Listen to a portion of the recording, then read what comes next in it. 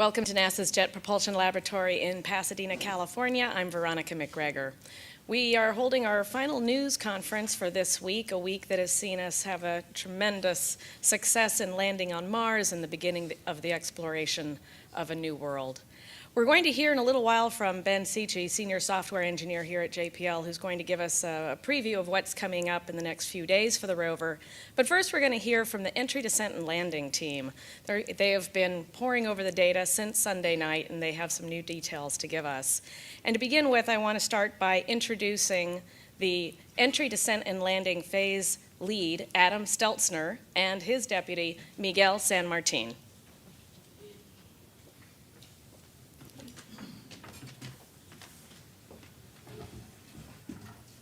Thank you, Veronica.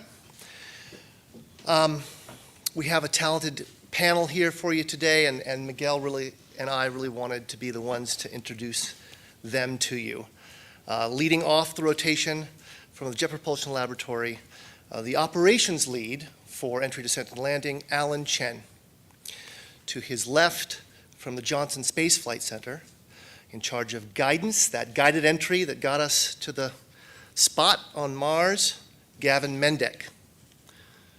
To his left, again from the Jet Propulsion Laboratory, the segment owner for parachute descent, Devin Kipp, followed by, also from the Jet Propulsion Laboratory, in charge of powered flight, sort of an important thing, Steve Sell. Beside him, looking much better than Steve, from the Langley Research Center, trajectory specialist, Jody Davis. And last but not least, the senior software engineer and flight software cog-e and my personal idol, Ben Sicci. Now this team here up on the stage represents the tip of the iceberg of a very, very talented set of folks that worked together to make this day possible and to have a rover on the surface. And some of the rest of the team are sitting here representing some of the rest of that iceberg in some small measure, because it's a big iceberg. And I would personally like to take this moment to give them a little round of applause.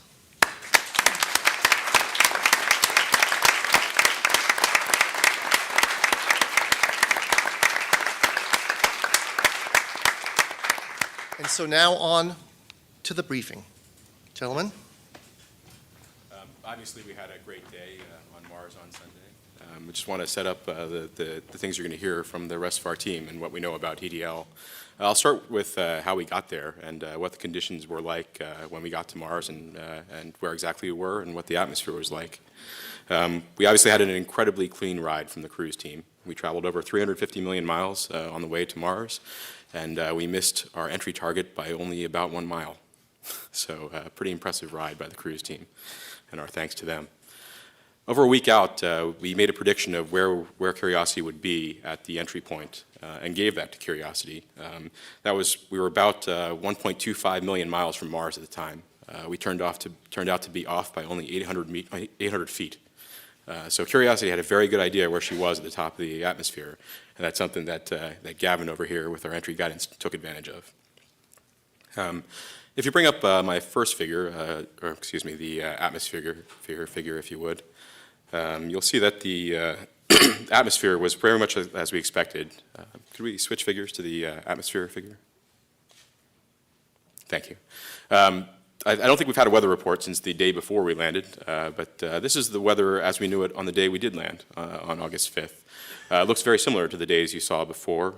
We have clear skies, some water ice clouds, nice clear and cold day, just like we liked it, and just like we thought we would see. So there's very few dust events. They are beginning to pick up in the season, but still far away from the crater. We got there before any dust could get there, so that contributed to us having a very good day. In general, EDL performance was as expected, with very few exceptions. People will walk through that in some detail here. But we only know that because our EDL communications was so good on the night of landing. Everything that you're going to hear today is based on is primarily based on data that we received that night from all our different sources. So we had EDL communications from all three orbiters that were listening, from Mars Odyssey, from Mars Reconnaissance Orbiter, and from Mars Express. We also had information sent direct to Earth via the tones that were heard both at Canberra and at ESA's New Norcia station, so both NASA and ESA were listening. We even listened to some of the information that was being sent to the relay orbiters from Earth, from Radio Observatory here on Earth. So we got all the data we expected to see. There's one more source, of course, that will help us do a really detailed EDL reconstruction, and that's the recorded data that's on Curiosity still right now, waiting to be sent back. That should be in total about 100 megabytes worth of data that'll help us learn everything. That's on the order of 60 iPhone pictures, but that'll help us figure out what was going on in detail. Right now, all we're really working from is what we got back that night, which is about 1 megabyte, or less than most iPhone pictures.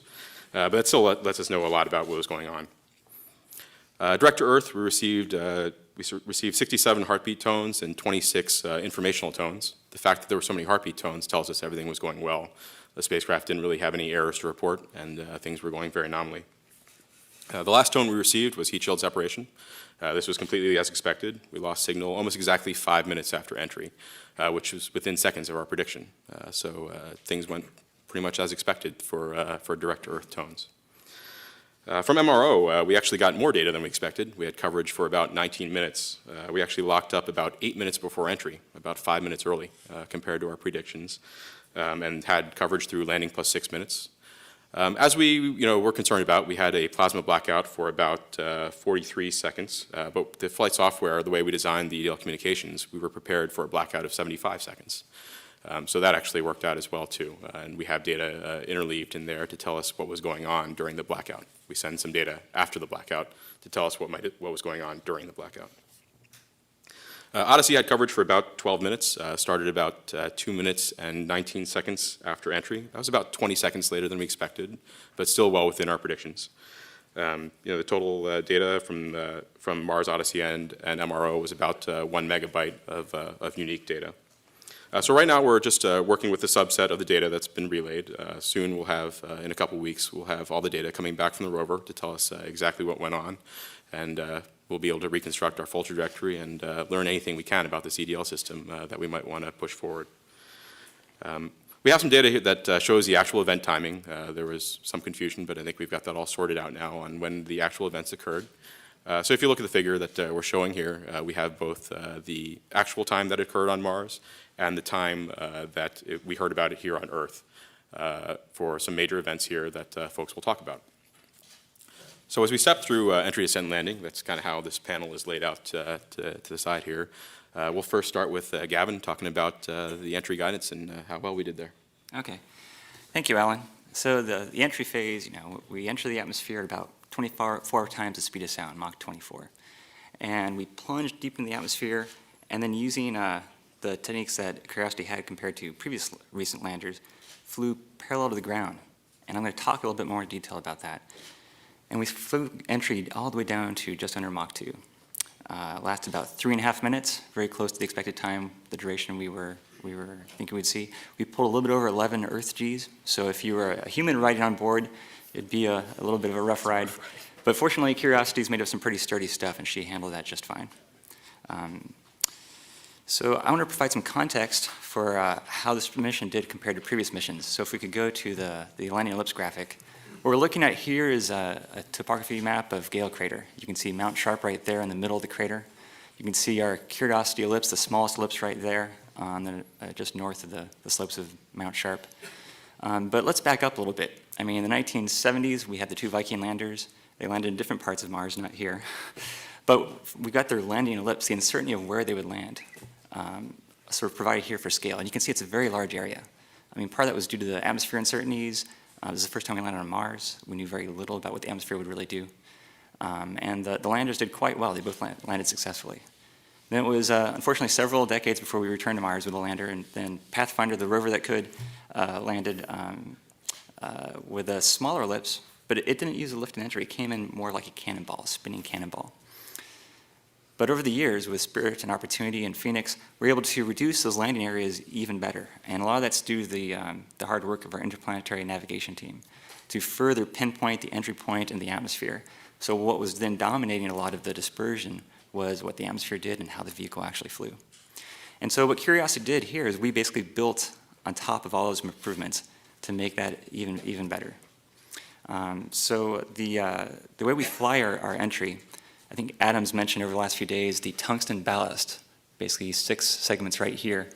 And what they do is they basically trim the vehicle. So when we're hypersonic speed, we have a little bit of lift. Basically, we glide slightly in the direction that we're leaning, and very slowly. But when you're going Mach 20, that's more than enough speed for what we need. So what we did, and I guess before I get into that, let me just explain. We marked the star right there on our landing ellipse. It's a little bit close to the center. It's about 1.5 miles downrange. And I want to explain what we know today, why we weren't right in the middle like we wanted to be.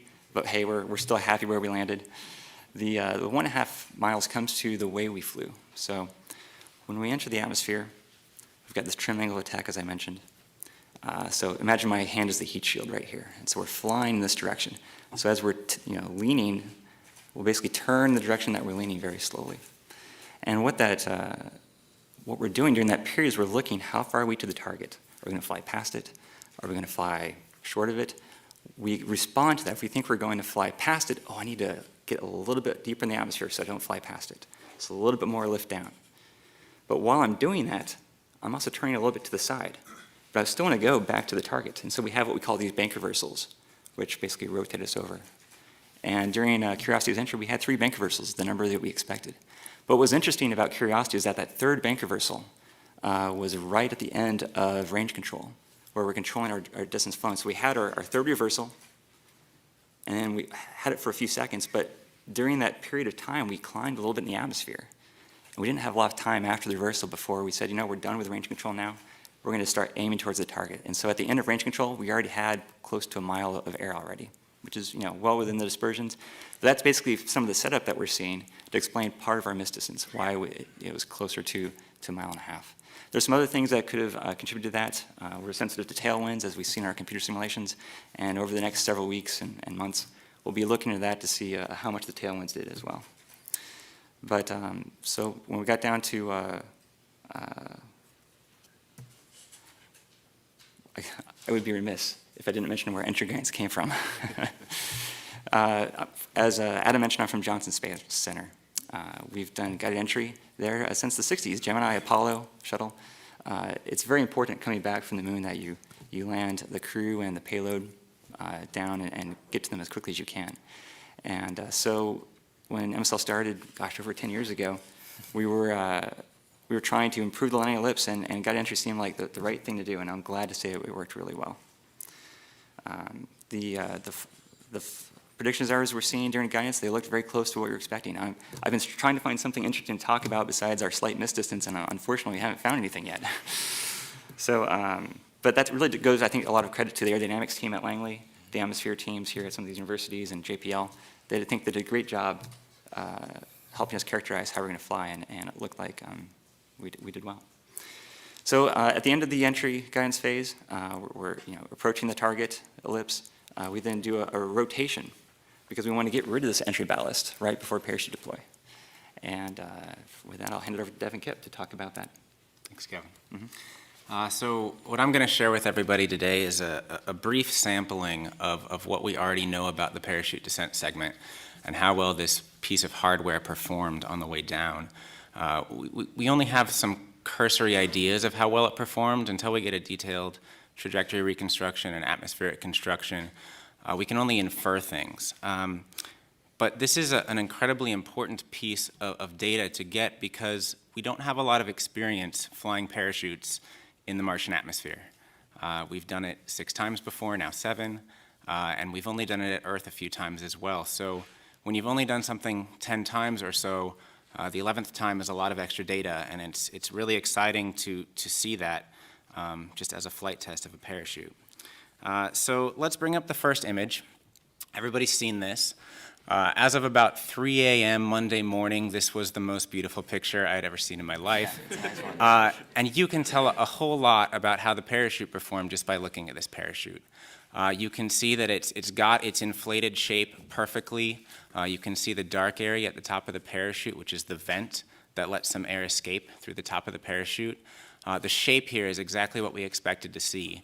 And you don't see any apparent damage. There's no holes visible, there's no tearing visible. And this picture was taken well into the parachute descent segment, probably 40 to 50 seconds after parachute deployment. And we see a perfectly functioning parachute that looks exactly like we thought. So that's great news. More than that, we can get some information by looking at the event times. When did things happen compared to when we expected things to happen? The parachute deployed about 259 seconds after entry, compared to our predict of between 241 and 263 seconds. So we're right in that sweet spot where we thought we would be, perhaps a little bit later than the center, which is consistent with having maybe a little less drag than we expected during the entry phase. But from this, we can conclude that the parachute opened in the conditions we thought it would open and that we had tested it to open in. So the right Mach number regime, the right dynamic pressure regime, and therefore the right loading on the parachute during the inflation event. The second event time we can look at is when did the heat shield deploy? The heat shield deploys based on a sensed velocity. So after you open this parachute, you very quickly decelerate from Mach 1.7 or so subsonically down to about Mach 0.7. And that took 20 seconds for the parachute to slow you down that much, compared to our predict of between 16 and 26 seconds. So again, right in the sweet spot of what we predicted, and that tells us that the supersonic drag of this parachute was, again, very nominal, what we expected to see. It performed beautifully. And then the third time point you can look at is when backshell separation happened. And that was about 95 seconds after heat shield separation, again, right in line with what we expected. Here we had a very large dispersion on what we expected, anywhere from 60 to 150 seconds that we could have been descending slowly on that parachute. That's mostly due to not knowing what altitude precisely the parachute was going to deploy at, and also not knowing so well the subsonic drag that the parachute was going to provide. So the fact that we're right in the middle of that time window suggests not only that the parachute behaved perfectly, but also that the parachute deploy altitude was fairly nominal and almost precisely what we expected. Again, all of these are implications. We don't know these things for sure, but based on the limited data we have, this is what we can infer. The second thing I want to discuss with you is what we call wrist mode. It's the behavior of the capsule underneath the parachute. As the capsule is suspended down below the parachute, it's not going to be perfectly still, it's going to wobble some, and that's what we call the wrist mode. As the capsule oscillates under the parachute, there's some dynamics going on that we want to keep very slight. You don't want the capsule going all over the place for a variety of reasons. One is that the separation events are designed to have fairly benign motions. When you separate that heat shield, for it to separate cleanly and not recontact, you don't want the capsule dancing all over the place. Same thing at backshell separation. The other thing, though, is we have these radar beams that are trying to measure their altitude and velocity of the spacecraft relative to the ground. And if the capsule is dancing all over the place, those radar beams might be looking far, far away from the landing location and measuring the altitude of some terrain feature that's far away that we don't really care about. So if you can bring up the movie, this is the thumbnail version of the Marty movie. And you see the camera dancing around a little bit. And this is good evidence of some wrist mode happening as the camera field of view is changing.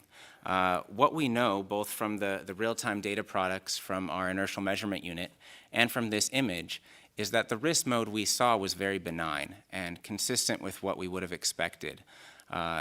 Wrist mode is something that caused some concern for us on MSL because during the Mars exploration rover entries, we got surprised a little bit, and we saw some wrist mode behavior for MER that was a little bit higher than we expected, and we couldn't really explain at the time the physics that went into that. So one of the major focuses for the Mars Science Laboratory was to figure out how to model this better, how to better understand the physics of wrist mode. And the fact that the observed risk mode aligns very well with our predicts gives us some confidence that we may have conquered that problem. One interesting thing you'll see in this video is the ground is spinning, and that's consistent with the capsule rotating underneath the parachute at between 1 and 2 degrees per second. During the 90 seconds we're descending here, we almost do a complete revolution underneath the parachute. And again, that's consistent with our predicts. We thought maybe up to 3 degrees per second of rotation, and we're down at 1 degree per second. Not a lot of exciting things happened because everything was right down the pipe of what we expected, but that's how we won it. One other thing I want to point out, if you can bring up the third image, and this is just sort of nice because it's verification of an EDL requirement. We have countless EDL requirements that we have to verify, and this image, fortuitously, is almost exactly 3 seconds after heat shield separation. And the heat shield is about 15 meters away from the back shell. And this is an important number because until the heat shield is 15 meters away, we're a little bit nervous about the radar because it's possible that more than one radar beam can actually see the heat shield during those first 15 meters of motion. And if they do, they'll get a measurement of a very close altitude that will be rejected. It won't cause any hazards, but we want to get the heat shield more than 15 meters away as quick as we can. And our requirement was 15 meters in 5 seconds. And this picture tells us we got 15 meters in 3 seconds. So that's one verification that we can check. We met that requirement. So with that, I'll let Steve talk about powered descent. Thanks, Devin. So just really quickly, I want to go through what happens during powered descent. And we start off by, we're on the back shell, the rover and the descent stage are inside the back shell. We get about 1.6 kilometers or 1 mile altitude. We drop and free fall out of the back shell for 1 second, and then we light the engines and divert to the side so we don't run into the parachute that's still coming down behind us. Vertical flight all the way to the ground. So I want to bring up basically the rest of the video that Devin first started, if we can go ahead and start that. This is 3.88 frames a second. You can see we're starting out here with some wrist mode dynamics that Devin talked about, back and forth, and then you'll see it get really still right here. The descent engines have started here, and we are now under powered flight. The first thing that happens is we divert to the side so you can see the ground moving. That's the camera being swung about 20 degrees off vertical as we're moving to the side to avoid the back shell. Then the camera starts to straighten up again, and it will basically snap to straight vertical. We go through the rest of powered descent. You'll start to see the plumes impacting the ground. And in a second, you'll see the wheel drop into place as we start sky crane and lower the mobility. And then, of course, the camera goes pretty dark as we get right down into the dirt. And so, as Devin pointed out, from all of the data we've received so far, we flew this right down the middle. It's absolutely incredible to have worked on a plan for so many years and then just see everything happen exactly according to plan. And as we were watching this in the war room on landing night, it was like all these contingency plans that we had made leading up to EDL about what to do if we lose comm here or lose comm there, or if we don't know where the rover is when it lands down. All of those were just shedding off. It was like weights being lifted off our shoulders as we were able to watch all of the data come in, and everything was going right according to plan. So as you can see, when we hit the ground there, the next thing that happens is the flyaway maneuver, and we were actually extremely lucky, but it was sort of a planned event. If you go to the next image, we were lucky enough to take a rear. Oh, can you go one more? I'm sorry, I might have. Yeah, there. If you look in the left image, we believe we've caught what is the descent stage impact on the Martian surface. Now, this photo was taken about 40 seconds after touchdown. The predicted time of flight of the descent stage is about 20 seconds. So the descent stage would have already impacted by the time this picture was taken. But the evidence that we have that this is something that we've caused is the fact that the same image from the same camera taken 45 minutes later, that artifact is not there anymore. And we do know that the artifact is real because it appears in multiple HazCam pictures from the rear of the rover. So that's about 600 meters away from the rear of the rover, and that is the direction that the descent stage should have flown away. And so we're fairly certain that that is the impact plume. So basically, when the descent stage hits the ground, it's going about 100 miles an hour, and we expected it to kick up quite a lot of dust.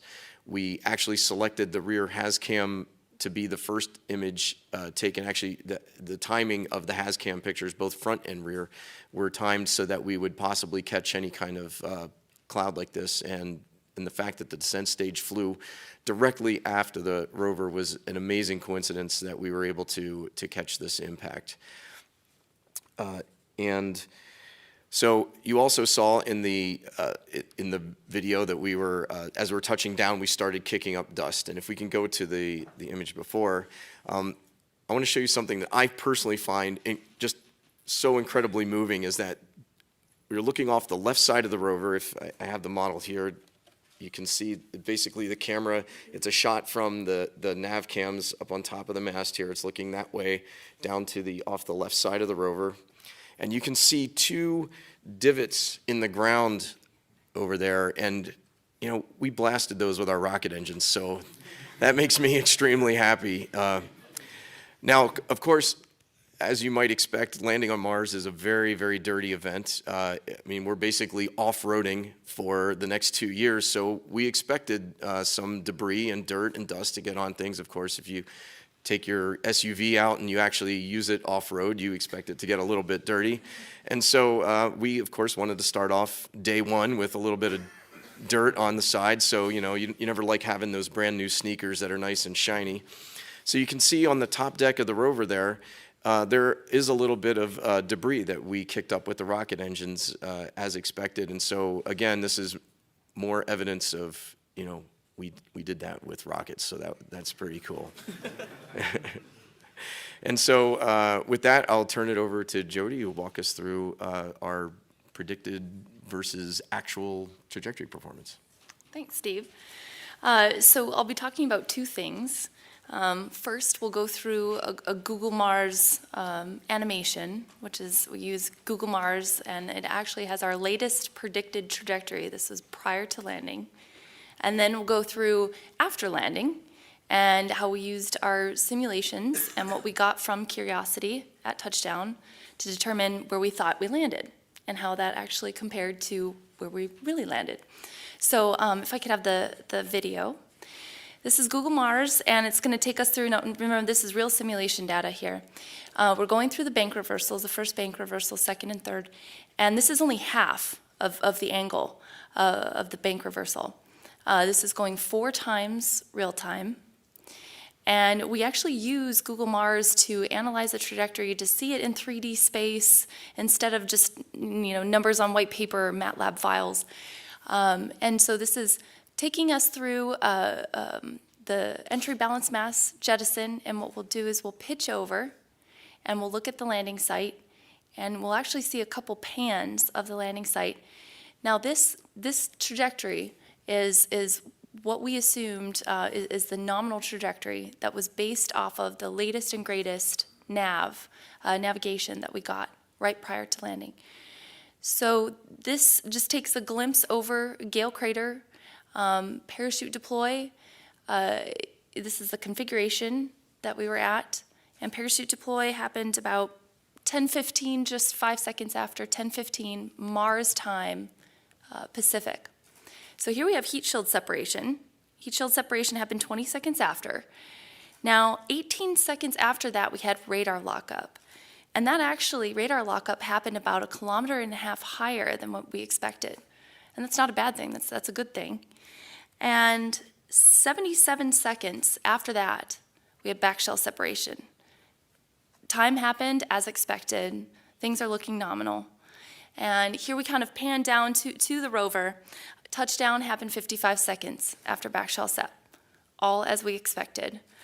I wanted to point out here that the flag, the American flag that's sitting under the rover, give a shout out to Google Mars. They actually put our landing location in Google Mars already, so that was kind of neat. So those are the types of things that we were looking at right before entry to see how things were looking and how they were going to compare after entry, after touchdown. So if we could move to the next figure. So now this is after landing. We want to know, where is this rover? Or where's an estimate of where we think it is, so the folks that are actually going to find this using HiRISE from MRO will have a good idea.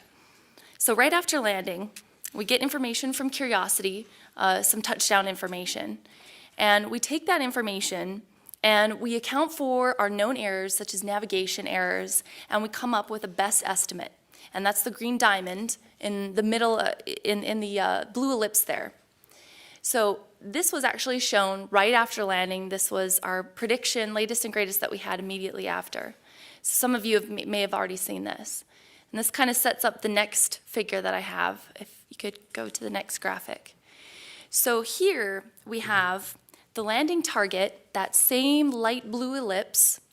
And like Gavin said, the landing target, we missed it by about 1.5 miles. That's actually off the graphic there to the left. And the green diamond is where we thought we landed right afterwards. And that's the estimate that we gave to the localization folks to try to find the rover. Now, we thought it would be within 1 kilometer of that. The red X is where we actually landed. So our estimation and where we actually landed was only 200 meters apart, well within that 1 kilometer green error circle. So we were very happy about that.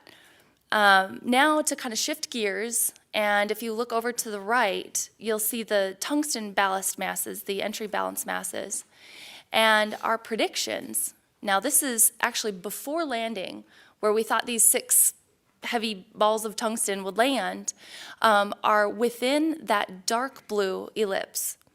And actually, if you look, where we expected those to land, there's blue circles, 6 blue circles. And they actually show the same trends that have been shown from the CTX DEM that was shown, I believe, a couple days ago with the actual landing location of those balance masses. And that's the overlay figure that you see. And so you can see that those locations are well within the error ellipse that's drawn around those balance masses. So those actually impacted where we expected. So that's kind of just to give you a flavor of what's to come. And this is based off, like Al and everyone has mentioned, off of minimal data that we have so far.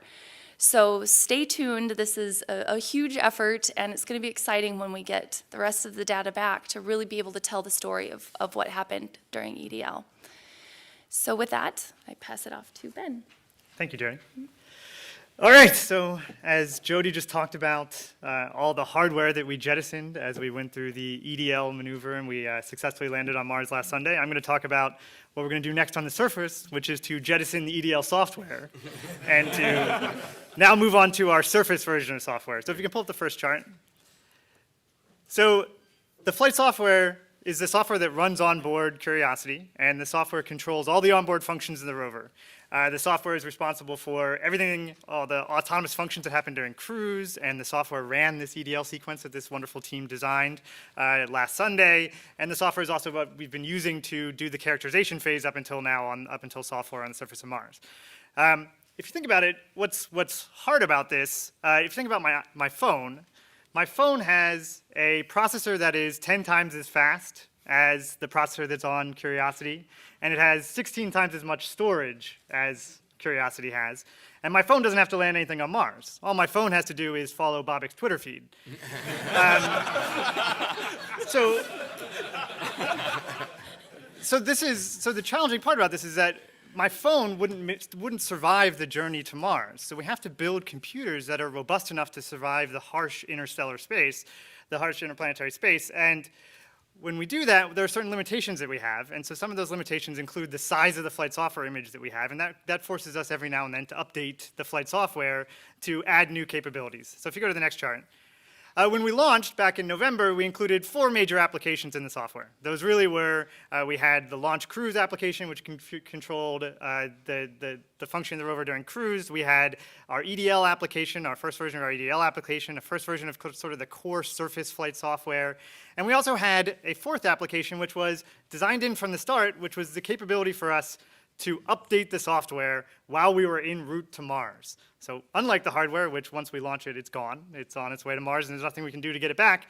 The software, we can radiate those bits to Mars and have them catch up with the rover on its way there and actually update the software in cruise. So if you go to the next slide. This software update capability, we've now exercised it already once in cruise. We used it back at the first week of June to update the EDL software. So to go from those 4 applications we had in the launch cruise software and to actually update to what was our final version of the EDL software. So if you skip to the next chart.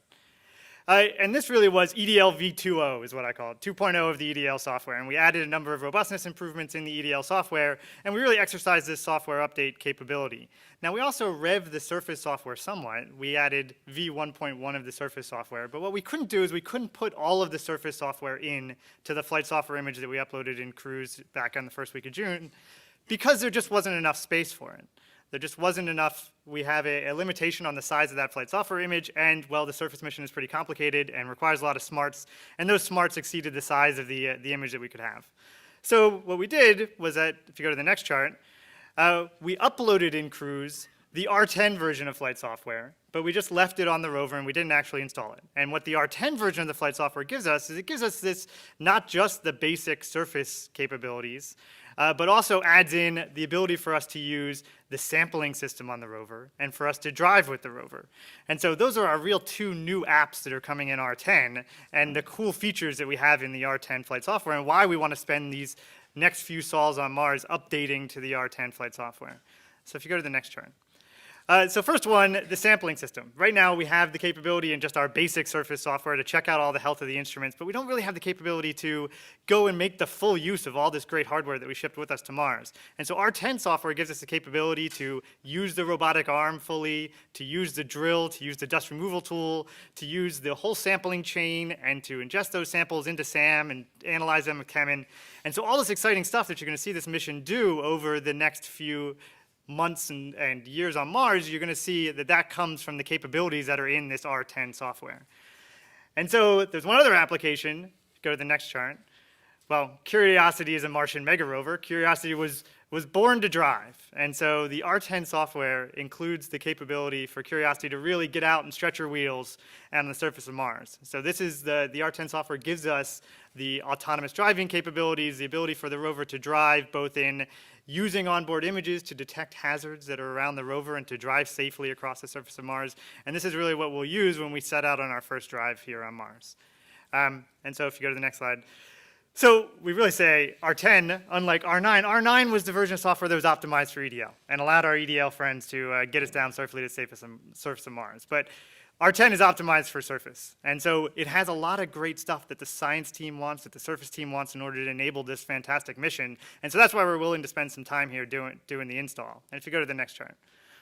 So where we are right now is that we just completed our Sol 4 activities, and our Sol 4 activities were to prepare for the installation of the flight software. And so everything is good. We've gotten a go from mission management to proceed forward with this 4-day installation process of installing the flight software on board the rover.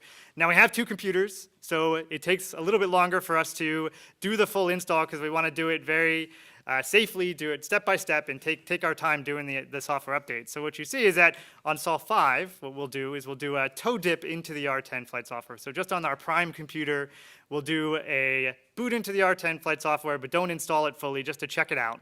And we'll come back out, we'll look at all the data that we got down from the rover to make sure that the R10 software is functioning nominally. And then if everything looks good, on Sol 6, we'll commit to R10. And so we'll actually do the full install on the prime computer of the R10 flight software. And once we have that and everything's working well on the prime computer with the R10 flight software, we'll move on to doing the same thing except now on our backup computer, where on Sol 7 we'll do another toe dip into the R10 flight software on the backup computer. And on Sol 8, we'll do a full commit of R10 onto the backup computer, at which point we will have all the R10 flight software installed and ready to go with R10. So that's all I have. Thank you. We're going to begin with questions here in the auditorium, and then we will go to the phone lines. And so let me get a microphone to you. We'll start here in the very front and give us your name and affiliation. Thanks. Hi, Joe Palka from NPR. Two questions. One is, when you talked about capturing the ground with the radar, were you capturing a wide swath of Mars, or was the radar able to differentiate between a bumpy place and a smooth place or something like that? And the second question is, if you were going to run this mission again today, or let's say 3 months from now when you've got all the data down, would you make that ellipse smaller, or are you at the limits of what this system can actually do? I think I can take the first part, and maybe Gavin can take the second part. So the radar is fixed to the descent stage. It's at the mercy of where the wrist mode chooses to point it in terms of what ground it's going to be measuring. And it doesn't do any discrimination. If we have a very wild wrist mode and the radar ends up looking at Mount Sharp and measuring the top of Mount Sharp, which it couldn't actually do, but hypothetically, it would be measuring the vehicle's altitude relative to that point. And so one of the reasons we picked the landing ellipse we did was that we knew the altitude across the entire landing ellipse didn't vary that much. And no matter what terrain feature the radar was pointed at, the altitude measured relative to that terrain feature would be close enough that we would still separate from the back shell at the right point. Around the moment of back shell separation, the radar's certainly looking within about 1 kilometer of the ultimate landing site. And so our criteria is we want the altitude of the ground to vary no more than about 100 meters within 1 kilometer range of the touchdown location. And then for the second question, can we get the lip size smaller next time? There were some ideas that we came up with over the design of this vehicle. Part of it depends on where you're landing. If it's a higher elevation site, then we may need a little bit more lift to make sure we can land our heavy rover a little bit higher, and that folds in the ellipse size a little bit. But we do have a few ideas that can probably shave a couple miles off of it. We did really well this time. We have to look at the data and see, the way we imagine it work, are we correct? But I'm confident we can continue to do at least as good as Curiosity and better in the future. The big winners for ellipse size error tend to be atmosphere, so Yeah. I have a hand in that, and the aerodynamics. So what we learn from the reconstruction that we do over the next few months should help us take a look at that and see if we can chop back at that a little bit. Okay, we're going to take one more question here in the room, and then we'll go to the phone line. Right over on this side. Craig? Thank you. It's Craig Cavalt with Aerospace America. I guess maybe for Steve or Devin,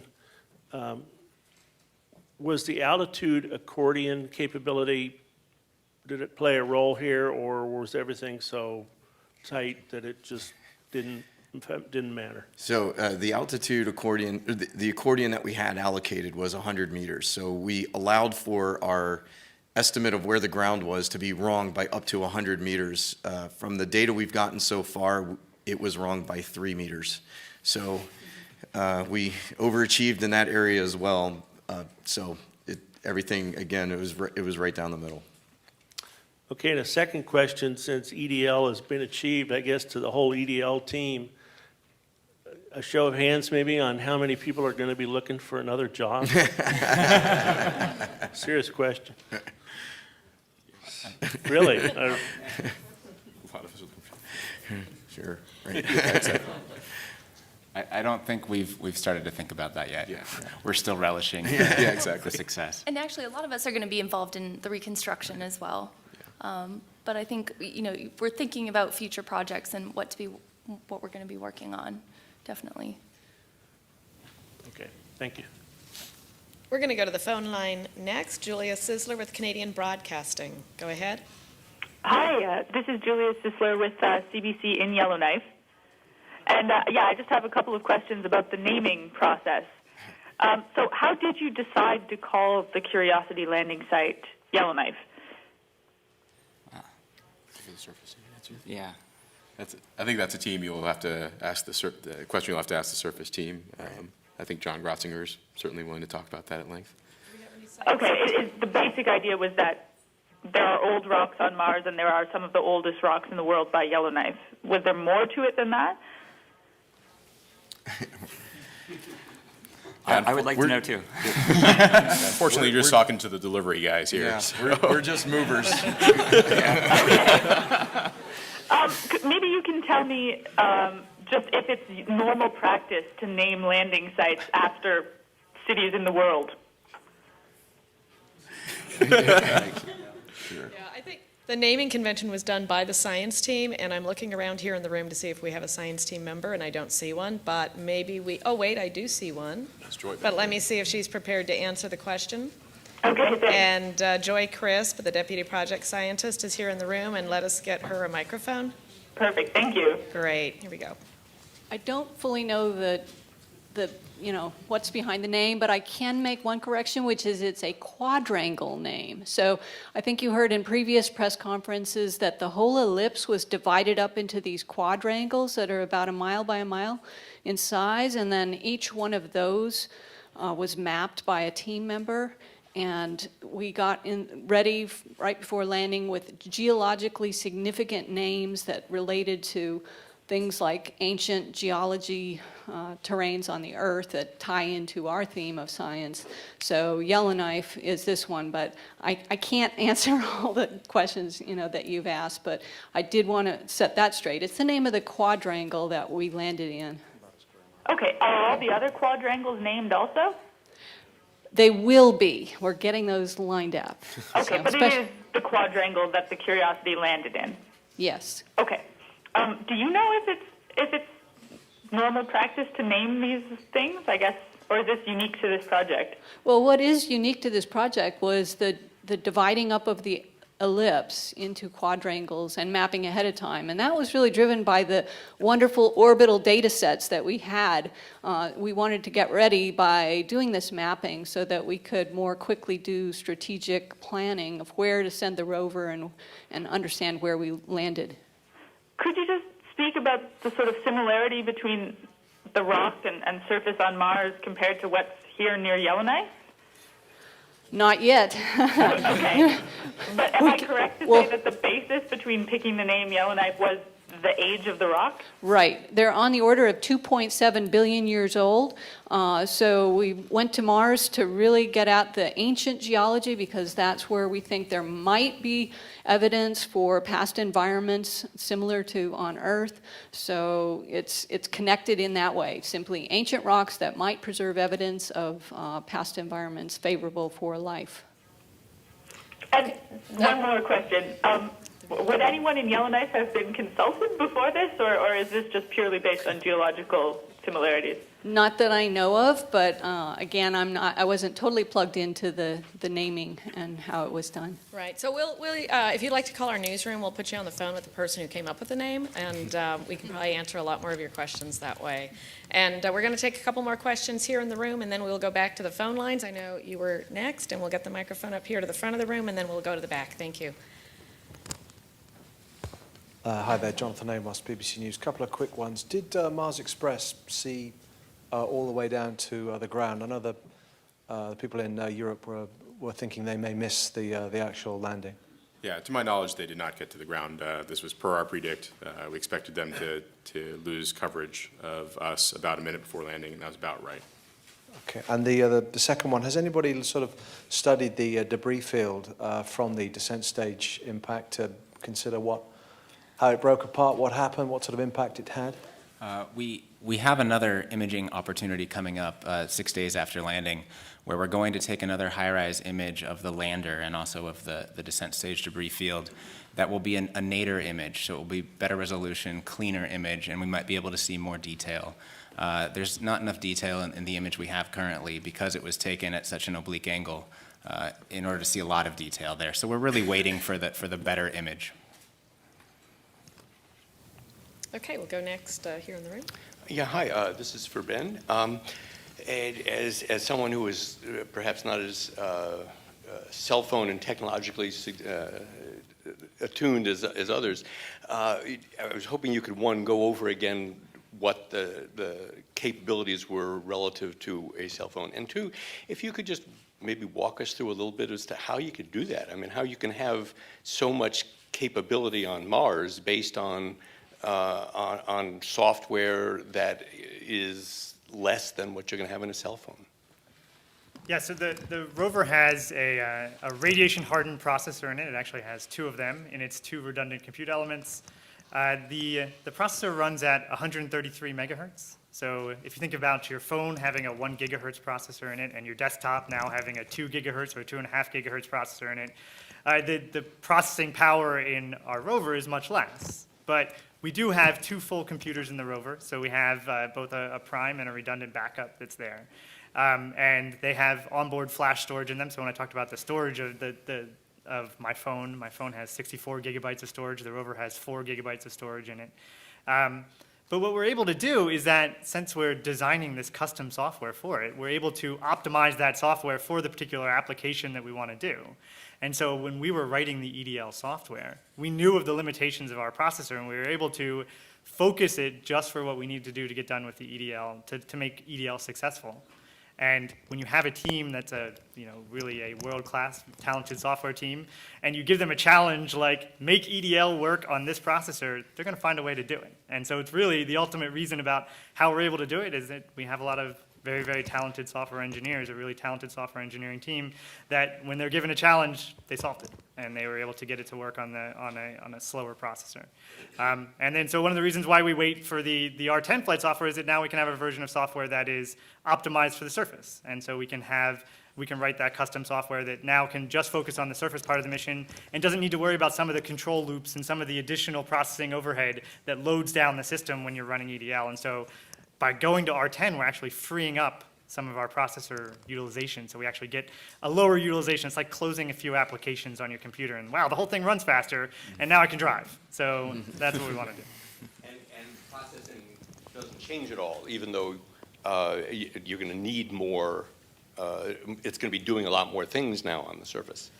Right, well the core processor speed doesn't change, but we are running a lot less stuff.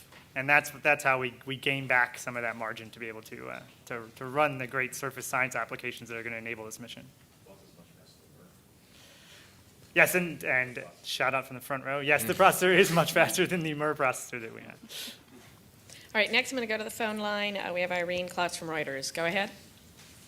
Thanks very much. I have two questions. The first is following up, I think it was the first question about the homing in this landing target even more, because this sky crane system is kind of being touted as I think the phrase was a workhorse for the future. I was just wondering if the precision that you were able to get with Curiosity is indeed going to make the cut for, future missions, including like supplies or some of these other kind of farther off things that have been talked about. And if you could maybe just flesh out a little bit more by what you said about being able to tweak that by a few miles, what exactly would that entail? Sure. So, one of the important things that Curiosity has done is demonstrate that guided entry, as we've seen here on Earth, works on Mars. And that's an incredible tool for the future missions to take advantage of. It really, I think, depends on the mission that we look at using in the future. Are we looking to land at a particular target, to land near a base or a sample that we want to bring back? It really depends on the mission, but I think there are a few things that we've already imagined, and I think we'll come up with some other ideas after we look at the data to figure out how much more we can finesse that ellipse and make it better. Yeah, I think it's safe to say that we're already looking at it. Yeah. Thanks. And then my other question, I think I saw a JPL blog post that Rob Manning won the bingo game of where it was going to land, and just was curious if there was anything more than accolades with that guess. We had multiple bingo games among different groups of people. The biggest one was a giant poster about 10 feet long that was printed out, and Rob Manning indeed was the closest. Rob Manning was also one of what we call our gremlins who operated some of the readiness testing, so we believe he may have rigged the system somehow.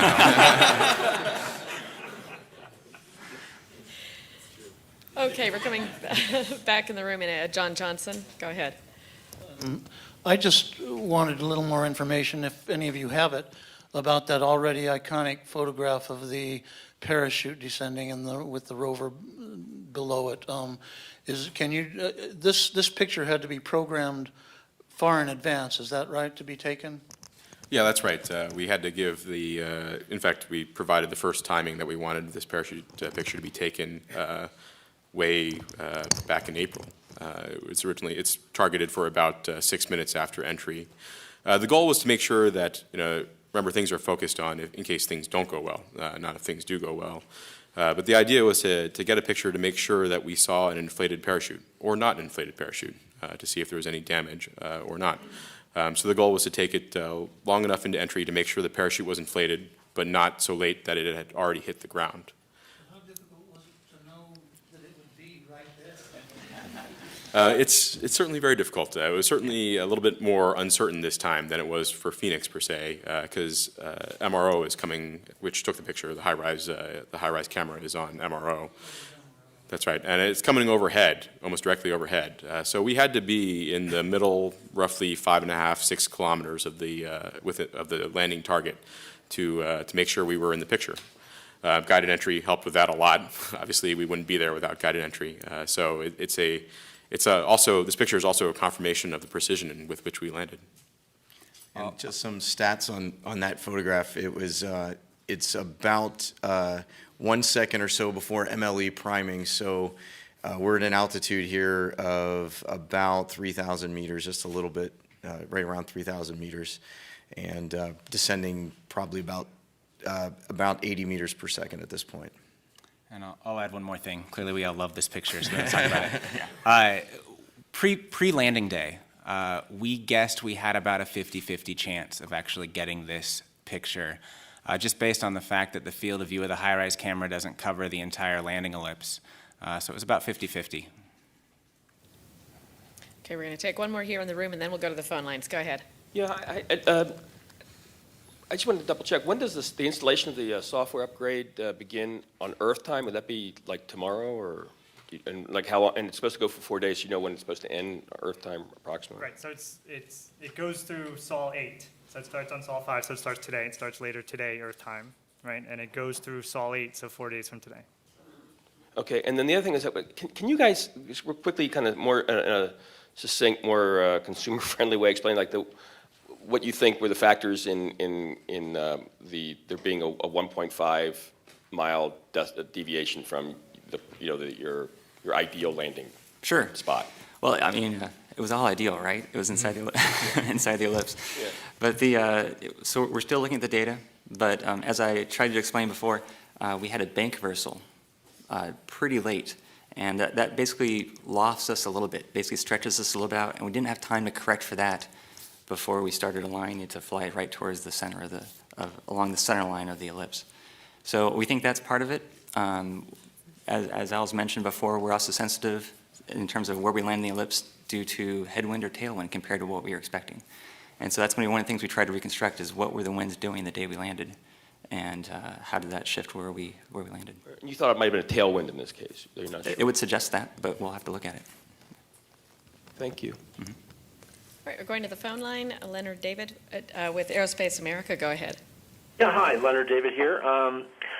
You've kind of already touched on some of this, but I hate to drag you back there. But if you were an astrobiologist on this mission, you probably would be a little concerned about the kick-up of material off Mars and scattering it on top of the rover. Is there anything that could be done with longer tethers or less powerful engines or anything like that that would fit into a new design of a sky crane, particularly if we're really going to be using that particular device in the future?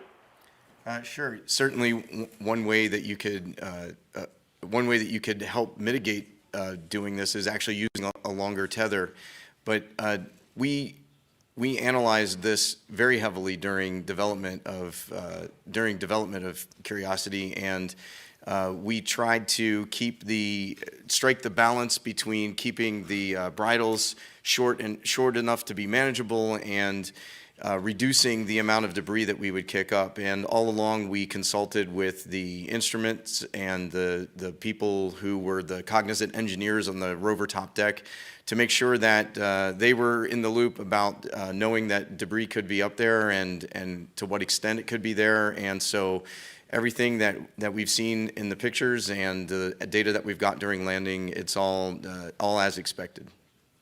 Okay, thanks very much. Okay, we've got another call on the phone line. It's Mike Wall from space.com. Go ahead. Oh, yeah, hi. Yeah, I've got two questions for Ben. First of all, could you just actually confirm that the actual surface software that you're going to switch over to, that was beamed to the rover during cruise, right? I just wanted to make sure that I understand that correctly, and it wasn't sent from Earth in the last few days.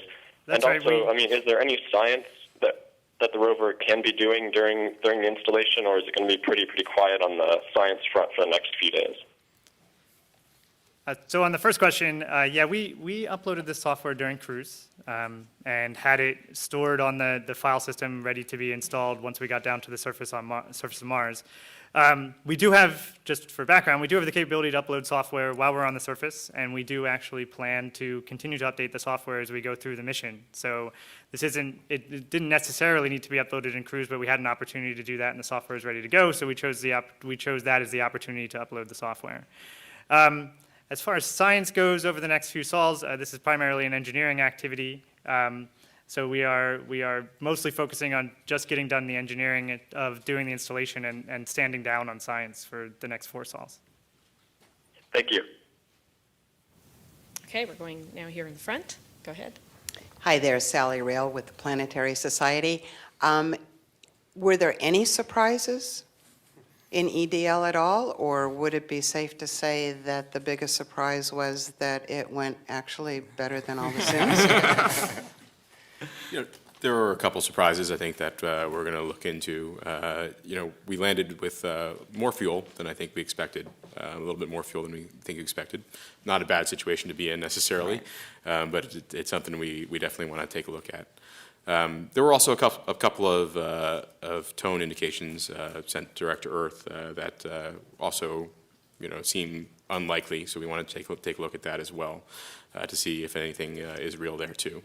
Again, we're working with 1 megabyte of the 60 megabytes or 100 megabytes, excuse me, that we eventually hope to get. So I think the best thing for us to do now is kind of wait and see, get that full data set and go through that in detail. That'll answer all our questions. Okay, and a personal question for you, Alan. You have been through landing before with MER. You announced the Curiosity landing, and I'm just wondering, how does that fit in your repertoire of life moments? Certainly way up there. This has been an amazing week. Thank you. All right. Leo Enright with Irish Television. I just wanted to follow up on Leonard David's question about the descent stage. Looking to the future, since this seems to be a game changer potentially, are there obvious ways that you would do it differently now? For instance, it would seem that it was, dare I say, over-engineered for safety reasons. You used Viking legacy jets and so on.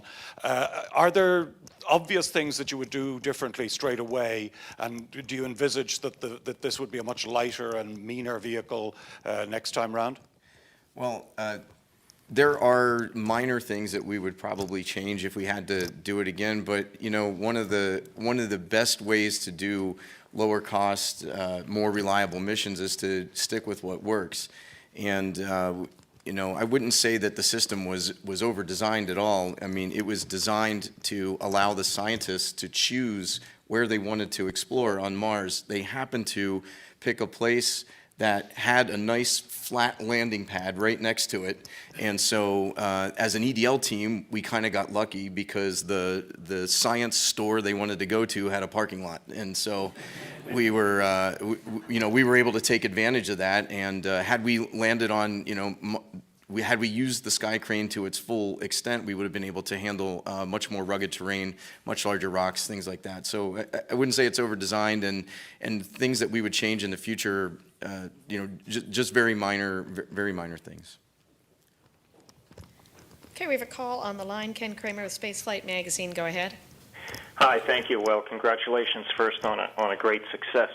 My question is, would you be able to apply any of these guided entry techniques to the airbag system if you had to go back to that to make that a little bit, far more precise, actually? Thank you.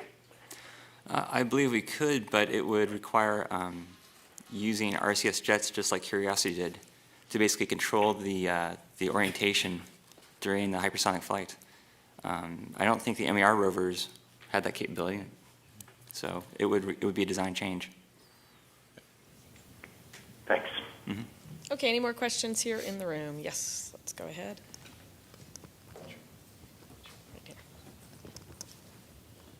Jonathan Amos, BBC again. Is there any heat shield data? There is medley data, which is the Mars EDL instrumentation data that instrumented the heat shield to tell us about what was going on. We are just getting that data back now. Some of that was sent in real time, but the recorded data parts of that now have gotten down, and we're beginning to look at that. I think it's safe to say we have the data. I think it's also safe to say that we haven't looked through it in detail yet. We do know that we triggered several tones during EDL that told us that things were going pretty much as expected, that we did see heating on the spacecraft, but we don't have enough yet to go through in detail about how well the heat shield performed. Do you have a peak temperature?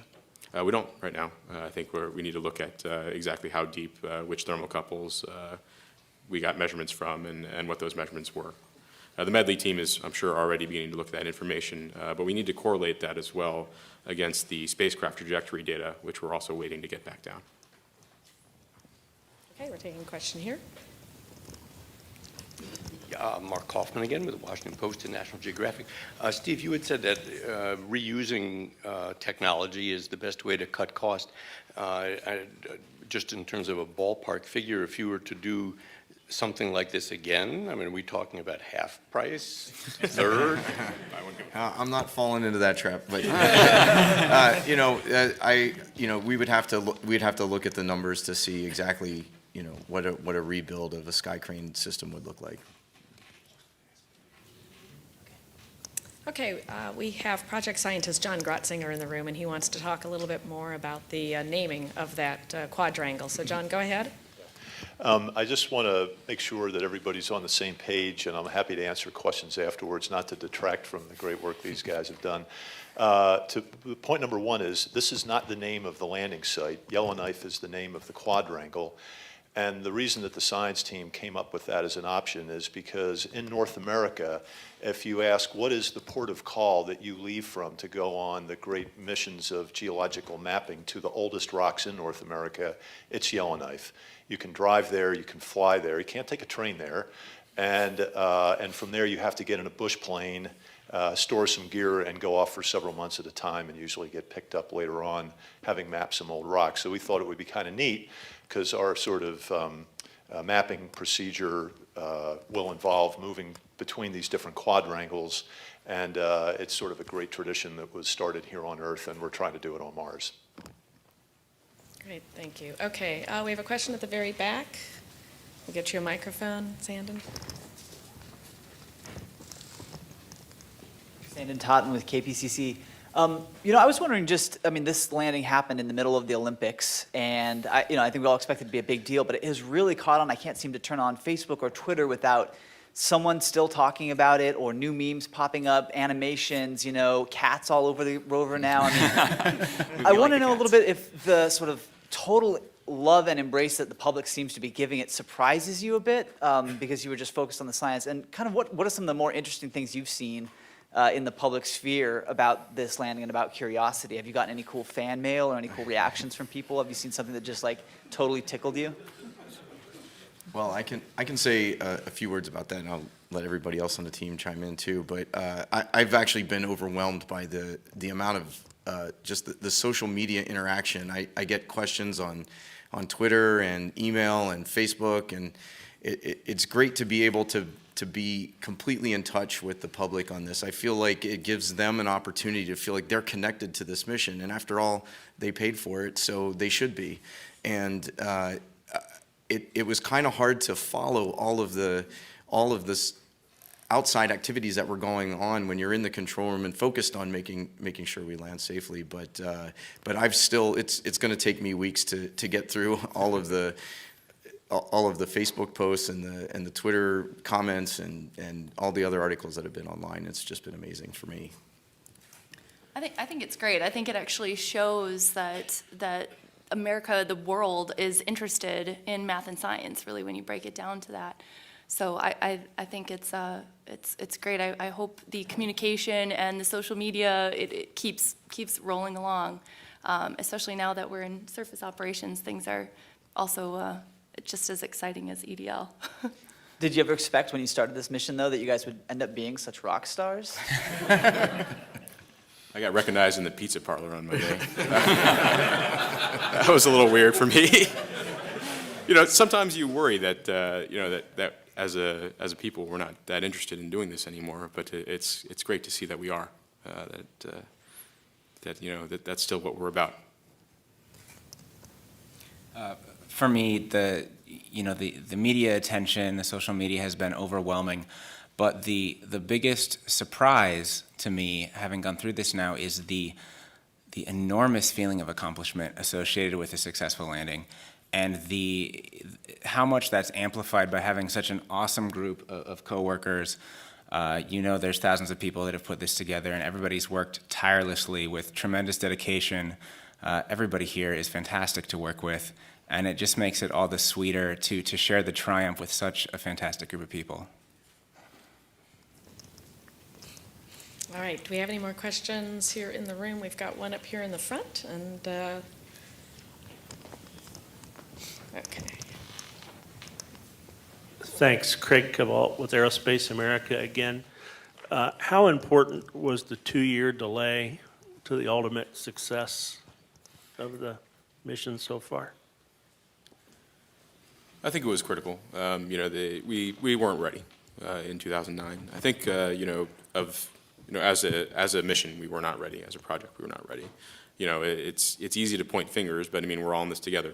And having that extra time certainly gave us the opportunity to make sure that everything was going to work right. And the proof's in the pudding. Okay, I believe that is it. No more questions for today, but I do want to tell everyone that this is our final news conference for this week.